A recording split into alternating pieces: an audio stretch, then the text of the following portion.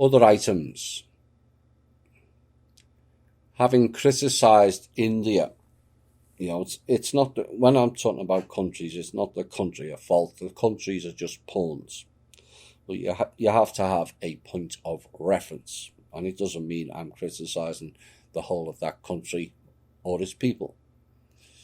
But having criticised India for its role in the sub-grey role, along with Egypt, and revealed its spiritual aspect is at best corrupt and largely fake. Here is a good news story out of India. Now founded some 500 years ago in what is now India's Punjab region, Sikhism is the world's 5th largest religion, but what makes its members habitual do-gooders? Now an author, Jasreen Mayal Kahana, writes on the tradition of selfless service ingrained in their community. She said, think of any scene of disaster and you'll find Sikh volunteers rallying to the site, feeding migrants, helping riot victims, and rebuilding homes after earthquakes. Now, from the Rohingya crisis in Myanmar to the Paris terror attacks, the farmers' marches in India to the protests in America against George Floyd's killing, people from this 30 million strong community worldwide have made it a tradition to help complete strangers in their darkest moments. Through the pandemic, they reached new heights. And in Maharashtra in Western India, a Gurdwara, Gurdwara, which is a Sikh place of worship, fed 2 million people in 10 weeks last year. And other Gurdwaras in India melted the gold they collected over the last 50 years to then set up hospitals and medical colleges. Now, Sikh NGOs also set up oxygen langars.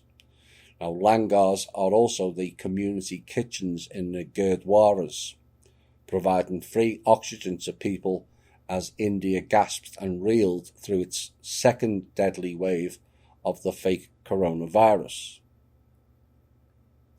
And the question was, how did Sikhs become the good Samaritans of the world? Well, it says most religions tell their followers to help others and do good. But how have the Sikhs gone from talking to doing so effectively? Now, this is where I have a slight issue. Is the good work is externalized and reflected onto the church and or the religion, neither of which do any of the good work. It is the people who do the good work, not the church or the religion.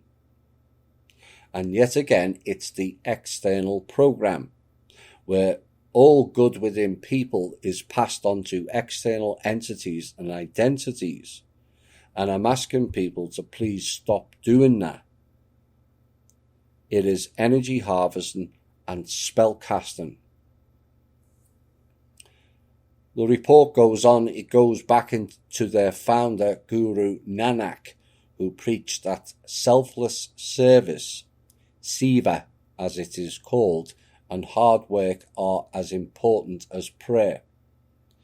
And when Sikhs visit the Gurdwara, they spend time in front of the holy book giving thanks and praying, or being prayed on, but they spend an equal amount of time helping cooking and serving the langars or meals, and also looking after the devotees' shoes and cleaning the premises. And Sikh temples thus aren't just places of worship, they are soup kitchens, homeless shelters, and also community centres, and a place to call home if you have none. Now, the secret to being good is that it's actually a natural outcome of other behaviours and attitudes, and the Sikhs pray daily for two things.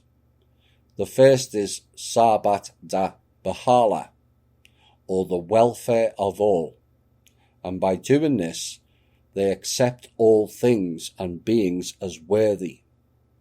And this is the root of Seva or Siva, S-E-V-A, and why Gurdwaras are open to all people. The second is eternal positivity, which they call Shadi Kala. And the Sikhs chant these two words in every moment of life when they visit the Gurdwara, at weddings and celebrations, and to each other when life deals them a blow. Now, Chadi Kala is the state of mind in which a person has no negative emotions like fear, jealousy, or enmity. Instead, they replace it in the mind with many positive feelings, including joy, satisfaction, and self-dignity. And the motivation for doing Siva, thus, is to find purposeful happiness in our life. And they said psychologists agree that we need two kinds of happiness to lead full lives. Chadi Kala and or the TPC guidelines is something we can all practice and be the change ourselves.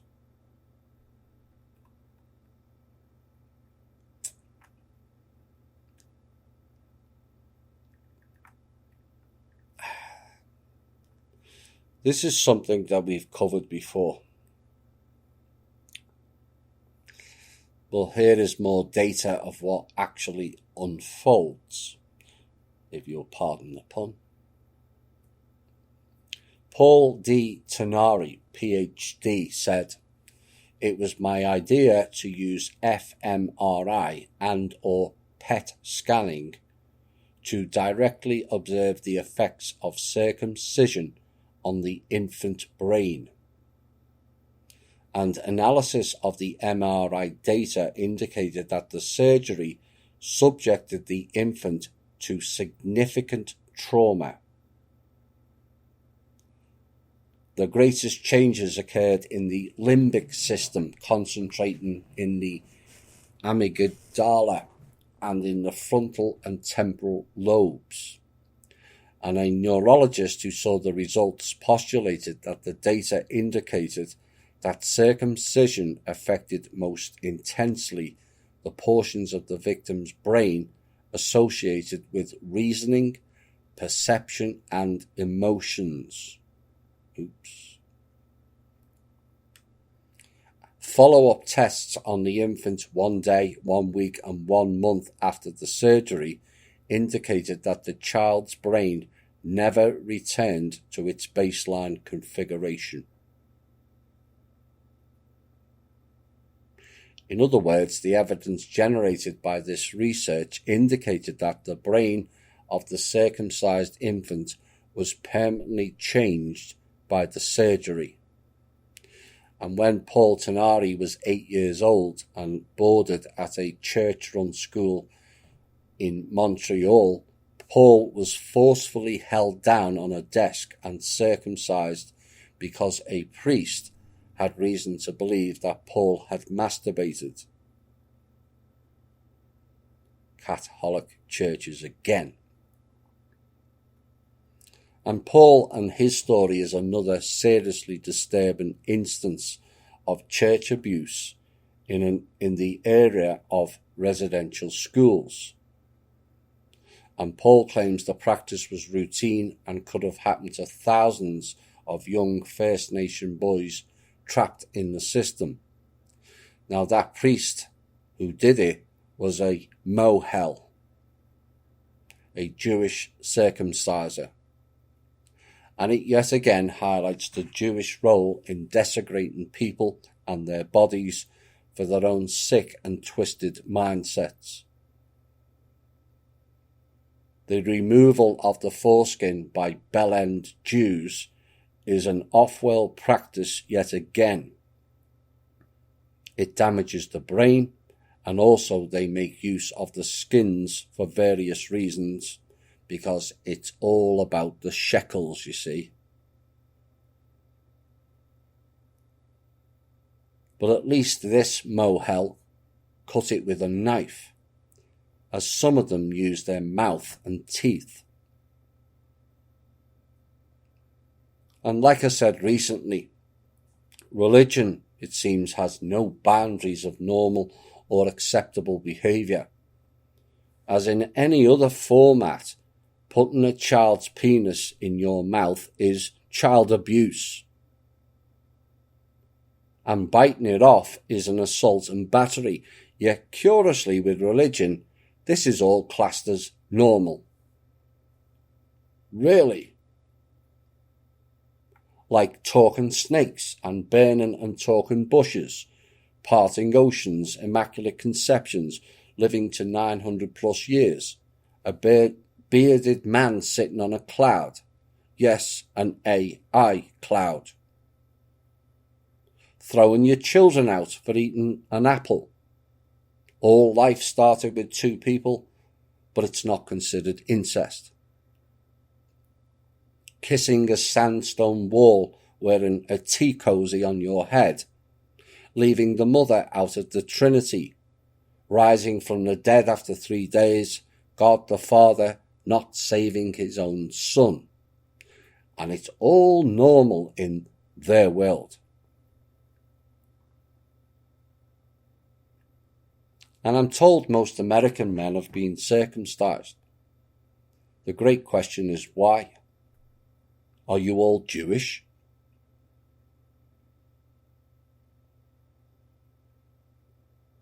Is there a difference? Yes, there is.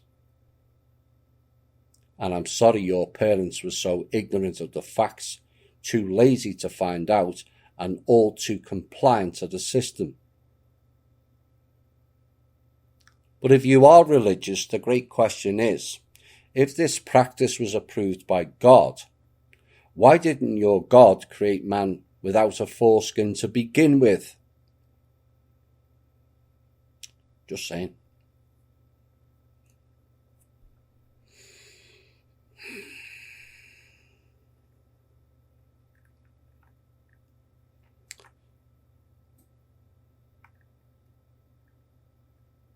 Just as I warned in the Clowns in Panic show, this story appeared this week. Of the many emerging technologies posed to transform financial services. And they say two of the most promising and mature are artificial intelligence and blockchain. And 74% of banking executives with a silent W believe AI will transform their industry completely, and 46% of global financial services employees expect blockchain to improve transparency and data management. Well, I never. Transparency. In essence, transparency, they have no choice. But it'll still not be available for public viewing due to their own incompetence in covering up crimes. And this is what we said of them replacing their collapsed banking system in that Clowns in Panic show. And it's something the alleged trustee should have been working on to prevent them creating a new one that is not compatible for them by the people. What that show revealed is they will replace all banks, central or otherwise, and create the great one, World Bank, using fake money exchanges. And should that unfold, that will be solely on the shoulders of the trustee, as it's her duty, responsibility, and she has the expertise to do so. And a failure to stop it is a dereliction of duty to we the people and also the restoration plan. Now some will argue that's not fair, but that was her role to do. Some may say it's part of an alleged tiff between us. Neither is correct, as time has shown. and she was given full responsibility to change the energy system known as money. And together we achieved that spectacularly, and her role was then to go on and build a new one. Now, with the de jure assemblies now declared as the new American government, and now that they have all of the people's money in their accounts, and also they have been given the duty for the restoration plan as well, and with those facts revealed by Kim in mind, I would like to make a request on behalf of we the people outside of your government to produce some transparency and provide a bank statement showing the funds are in all of your assembly accounts. This would then clear up any confusion. But as you are now declared the government, I would like you to show we the people that you intend to operate for and by the people, and request with your new powers to make a statement of intent and delete income tax on all Americans within 1 month. The new taxation plan has already been formulated by myself, Kim, and a former boyfriend, so all you have to do is delete income tax on all Americans and then formulate the new taxation plan that's already been drafted up. That would be a tremendous start for your new roles as the government, as stated by the trustee. I will check back in a month's time for your progress on these matters. It is the latest tax on people's pockets in America. And yes, it is a subtle taxation on you, just like the lottery. The legalization of sports gambling in more than 20 US states has opened new business opportunities, it is said, and also potential pitfalls for broadcasters and streaming services that seek to tie in betting content such as fantasy leagues with live broadcasts, or at least market separately to the sports viewing and gambling audiences. Instead of wasting money on that, or the lottery, or the clottery, let's fund our own Win Every Week group called the TPC.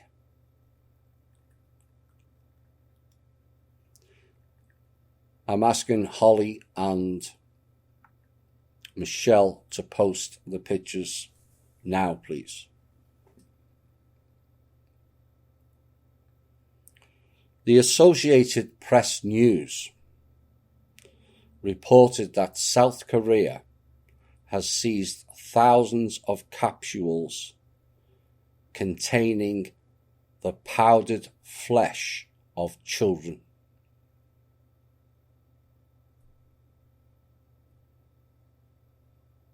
And yes, you heard that right.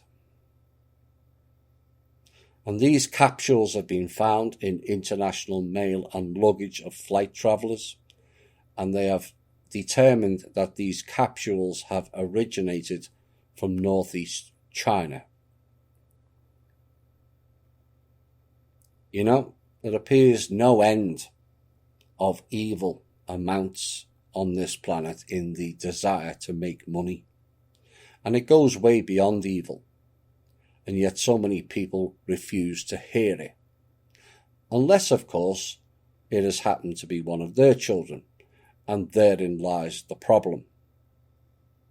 Ignoring issues because it only happens to other peoples or other countries is inherently wrong, and actually makes you complicit in it. And the only way to end it is accept it happens, process it, and speak out about it. That cuts off or reduces the energy of it.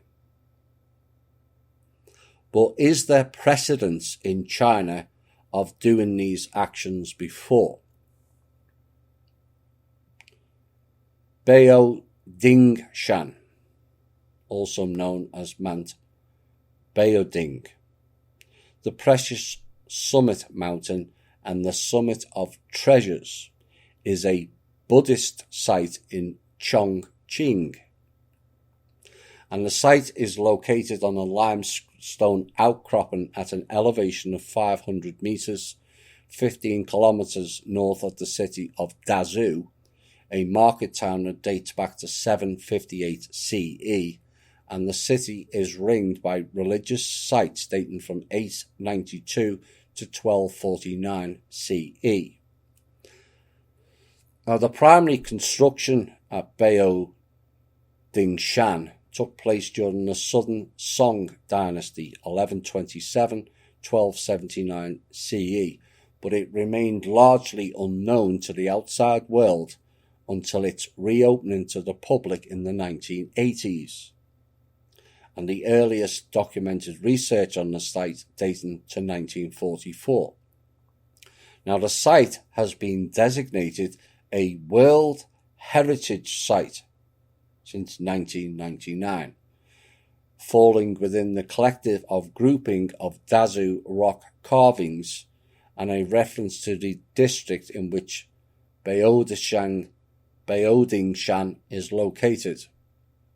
Now, Dazhou County covers 1,400 square kilometers northwest of Chongqing on the road to Chengdu, and during the Song dynasty 960 to 1279 CE, this area of the Chengdu Plain was considered one of the wealthiest regions in China. Indeed and indicative. Why will be revealed shortly. Consisting of 1.5 miles of carvings numbering over 6,000 in total, Beijing is an atypical Chinese Buddhist site for a variety of reasons. It includes both large-scale iconic works as well as intricate narrative tableaux. It represents a variety of Buddhist schools of thought: Huayan, Chan, Pure Land, and Esoteric. It has copious amounts of Buddhist text carved in conjunction with the imagery, and it was constructed within 70 years under the supervision of one man, Zhao Zhifeng. A Buddhist temple indeed. For those of you who have seen the pictures, a Buddhist temple? That is what they wish to portray, and they will not readily show the other carvings in that temple that tells a completely different story. The chimeras, the horse-headed beings. Also in the picture, the beings that resemble the Unas out of the Stargate series, and the sight of them putting humans into grinding machines alive.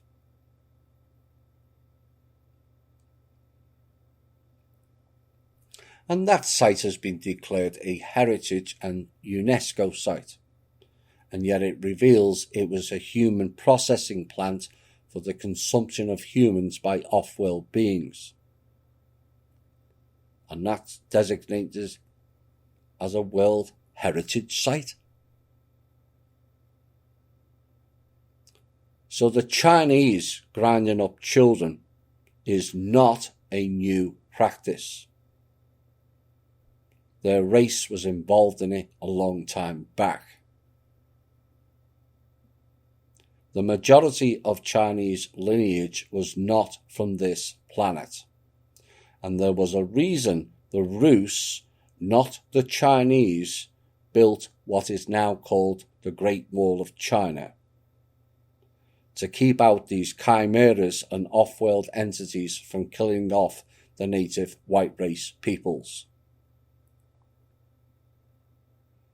The Chinese and Mongolians, many of which are stated to be related to one so-called man, he wasn't our version of man, Genghis Khan. Khan means Cohen, which was the priestly class of the Hebrew Anunnaki. They came here and were destroying the humans for food and other uses.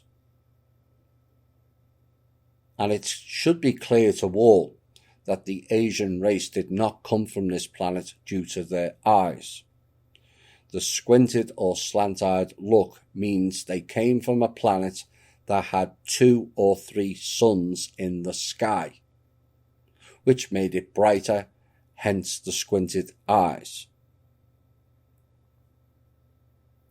Does this mean we should all hate Chinese and Mongolians? Absolutely not.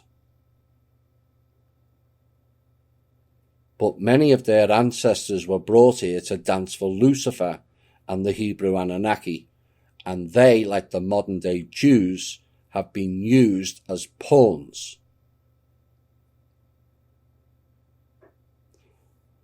But the locals in those regions need to stand up to these atrocities that is going on in their own countries. It should also call into question just who or what is Buddha, given that is a Buddhist site.